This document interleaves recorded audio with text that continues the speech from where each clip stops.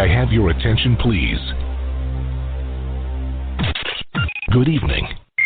You're listening to Straight Talk with Dean and Mark. We thank you for tuning in and hope you enjoy another exciting episode of our show.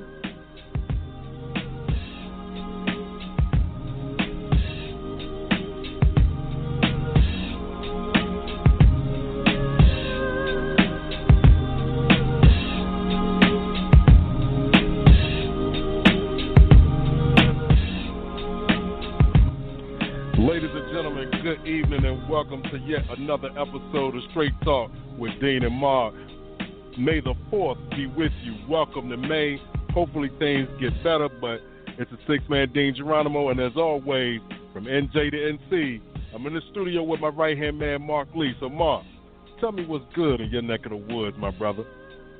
You know, we're still keeping busy, still trying to hang in there with all that's going on in the world. We know that we're still in the middle of this health crisis that's hitting the world all over the place, but that doesn't mean that we're not still rocking and rolling, doing great things. Of course, the Hayti Center is pretty much not operating in terms of doing regular scheduling, but we're still going to have some things coming whenever this thing lifts, so we still have to be prepared and get ready for whatever may be coming up in hopefully the fall, late summer, or whenever we're able to actually start having fans come back to enjoy the great entertainment that happens there. But, you know, folks are still doing things online and still providing entertainment that way. I'm constantly getting notices about folks that are doing concerts online and just keeping things moving along. So definitely it's not stopping folks from being engaged and involved. I have gotten out and about and noticed more people getting out and about, and some of them are following the rules. You know, they're wearing masks and trying to do the 6 feet rule and all of that stuff, but I'm not going to lie and say that it's always the case, because I even saw a couple of folks think in the last week or two playing pickup basketball games. I'm sitting there going like, I don't know anybody who can play pickup basketball and stay within 6 feet of each other, so we know that they weren't exactly following the rules in terms of what folks are saying to do, but hey, they were still trying to engage and get some exercise in and just trying to do what they could, and I guess that basketball was what they were feeling that they needed to do, but like I said, I don't see that they could have done it in that 6 foot kind of separation that they're encouraging us to do. But so that's going on around the world, but you know, we're still engaged in a lot of things. I know that we had 3 special editions that aired last week in addition to the shows that we've picked up. I did another interview today with a photographer out of India, and I sent that to you, so hopefully that'll be another special edition. And of course we're talking to other folks as well, because Wednesday, so that'll be airing on Wednesday. That sounds great. So 7 o'clock. Yes. We'll have the interview with Renita Roy Wednesday at 7, and it was a very good interview. She was definitely sharing a lot of what's going on, and yeah, folks even in India are being stubborn with the mask. She brought that up, and she's a great photographer, so we had a chance to talk about her great photography and some of the things that she's involved in, everything from a project that involves sleep paralysis, which she's a victim of, and everything to being a very much of respectful and a very big fan of her grandmother, to even having some LGBT kind of photographs that were going on in India. So, you know, she was covering a lot of things within her photographs, and we talked about a lot of that on that conversation. So I think folks are in for a definite treat when they listen to that on Wednesday. Still trying to line up some other people. I was actually interviewed myself, well, actually twice. You know, I'm always talking about Sri, and Sri celebrated his 50th episode of the COVID calls, or 50 days, I should say, of those COVID calls. I think he might be on 51 or 52, and it was actually maybe episode 52 or 53, but he brought on folks that had been fans of his, both the read-along, the New York Times read-along, as well as what he's been doing with those COVID calls. So I was the first one to come on and, you know, congratulated him for being involved, and, you know, definitely let him know I was a big fan of his, and he appreciated us being fans of his, because he knows that I've tagged you a couple of times, so you've watched a few episodes, probably not as many as I have, but you've watched a few, but he just appreciated us supporting him, and he's continuing to support us. So, and you know, we've actually got some great guests from him also, so definitely that love fest between us was a wonderful thing, and did that. And then, you know, pod radio or podcasting is very much of a radio outlet as we're doing this thing today, but it's putting things together that are more TV-like. So we know we've got Facebook Live, which I know your friend Ninth Wonder has been involved with, but there are also people that are creating a podcasting TV network, IBM TV. I think it's connected with the Big Blue IBM, and it's definitely a pod TV network. So I was on a show that was supposed to be, I think, 30 or 40 minutes got really engaged, wound up helping them with some of the interviews, and one of those comedians may be calling us later on that was on that show. But what was supposed to be a 30 or 40-minute appearance by me wound up being close to 3 hours, and I think that was on either Thursday or Friday. And they've also invited me to come back sometime, maybe even this week, and join them, because they have different things on their network. I think one day it might be Friday. I don't remember whether it's Friday or which of the day of the week is. They have chess and a very good chess following. Then they have a woman out of South Africa that has her own music show, a music cafe, Alexandria's Music Cafe, I think it's called. Then they have one for entrepreneurs. So they're definitely doing a lot of things. They're even similar to kind of our target market and everything. And then Thursdays is Podcasters Thursdays, because they're recognizing that podcasting is becoming a very big thing within the country and around the world. So they were definitely engaged with that. And, of course, like the rest of the country, I've been having Zoom meetings of different sorts galore. I know that every Monday I generally have a Zoom call that might morph into just a regular telephone conversation with the other radio station I'm on, the Low Power radio station. On Tuesdays, we had our first one this week, but it looks like that'll be weekly as well. We're having conversations around the Hayti Film Festival and the Black Filmmakers Collective. And then on Wednesday, we have a meeting that involves one of the other organizations that I'm involved with, is trying to talk about Fayetteville Street, which is part of the Hayti District. Hayti District is on Fayetteville Street, but it even goes further down to parts of that street. It's a long street, but they're trying to figure out what they're going to do in development. They don't want to get left out as downtown continues to develop, and they don't want to be left out, our African-American community and some of our other communities. So that's part of the conversations that we're having about how that can happen, that these folks don't get left out in that conversation. So doing that meeting, and just to break it up a little bit, I've been trying a little yoga, a little dancing. But I think I told you before, I was going to these dance parties that are online, and I think I've done, last week might have been my third or my fourth one. Tried to shake my feet a little bit, tried to do a little of that yoga stretching. I am not that limber as I should be, so I'm not gonna lie and tell you that I don't take some pauses and some breaks. The woman be keeping her thing going, and I'm sitting there going like, I gotta have a sit down, even on the dance moves.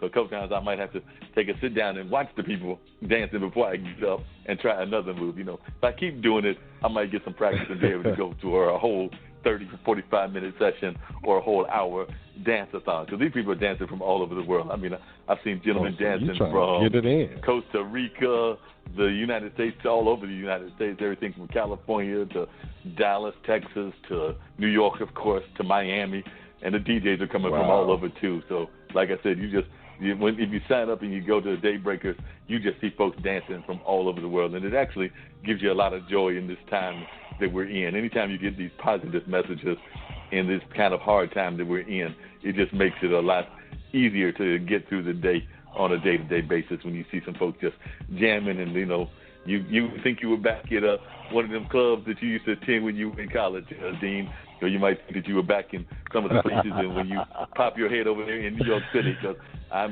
seen some popping and locking and all kinds of dance moves, seen some rock moves, some hip-hop moves, R&B moves. I've seen all kinds of moves. Some folks that are like me might not have the best rhythm or the best dance moves, and some folks that probably could get on one of those dance shows and walk away with a victory. Okay. Like I said, it's the spectrum that's covered. Everybody from the rookies to the pros.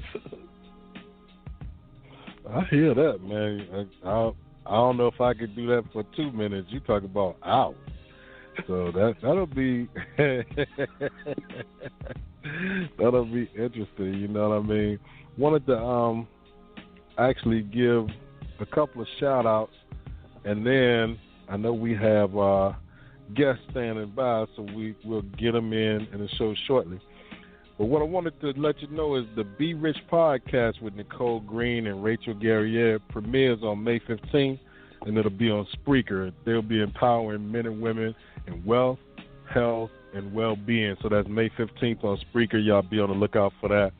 On Saturday, this Saturday, May 9th at 3 p.m., my friend Shireen Hodge will be interviewed on Matriarch Moments discussing survival after divorce. It'll be live on Zoom, and the flyer will be posted on our Straight Talk page. So, May 9th, 3 p.m. at Zoom. The flyer actually has the account number, what you need to do to log in. But come and support us. Here's an interesting story about how she got to and through that thing they call divorce. And then lastly, salute to my man Ninth Wonder and Jamla Records. They're going to be featured in the spring-summer issue of Business Mogul magazine. The entire squad is going to be featured. So that's Rhapsody, Heather Victoria, Ruben Vincent, TP, GQ, Sundown and Enigma from Act Proof, Ian Kelly, and Swank and King Draft, right? But you can't forget the Soul Council, Crisis, Amp, Cash, E. Jones, and Eric G., and also the dynamic Tia Watlington. Collectively, they are Jamla Records. I'm proud to be a part of that family, and I look forward to reading that issue because I already put it on reserve. So, you know, some things, a lot of things are happening and taking place. And a lot of things are taking place, and that's a good thing. I definitely have got that.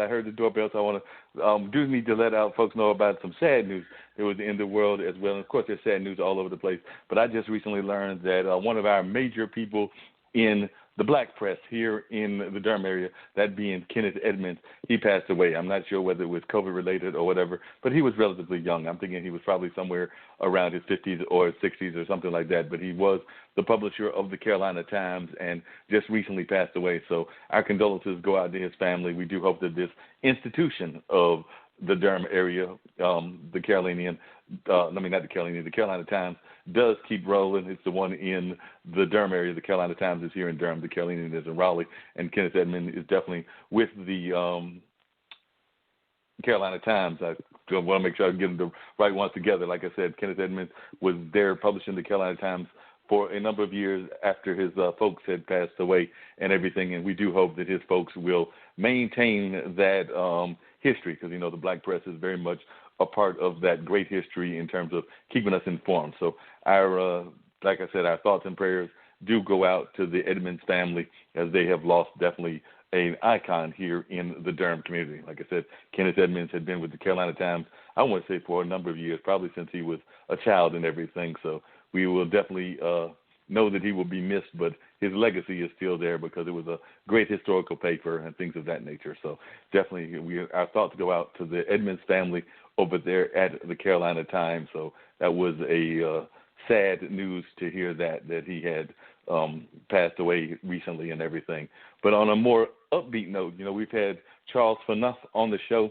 He was the head of the Raleigh Little Theater. He went on to get a better job there in the state, but still in the arts, and so they needed a new executive director. So even in the middle of all of this, folks are still being hired for jobs. I know that one of the places that I work at, the Carolina Theater, we're in the middle of being on search for an executive director, as well as somebody to run that theater. Our current person is still in office and will be in office till the new person is found. But Charles had stepped down, had gone elsewhere, and they were looking for a new director, and it just looks like they announced today that Heather J. Strickland will be the Raleigh Little Theater's next executive director. She comes from the North Carolina Partnership from Children, where she had been communications and development director since 2013, and she brings an extensive experience and success in developing organizational strategy, building awareness, and cultivating engagement for nonprofit organizations. And she also brings a passion for theater, dedication to our community, and a vision for the theater that makes that particular organization excited about their future as they see which way she wants to go. So, you know, a lot of folks are seeing what things are going on, and they're wondering about the future, even of some of our artistic organizations, whether that's theaters, whether that's record labels, whether that's whatever, but whether it's what you're talking about with Ninth Wonder and that great crew that he's got, or whether it's this theater in Raleigh, we are seeing that folks are still finding ways to stay engaged. And, you know, even in hard times, you still got to keep the lights on. You still got to keep things running. So if there becomes a gap in leadership, you still have to find somebody to fill that gap. Yes, you do. And so we're going to jump into this quick PSA, and we'll have Mike Lee on the line when we come back. It's Straight Talk with Dean and Mark, y'all. Knowing your breath can save your life. Go to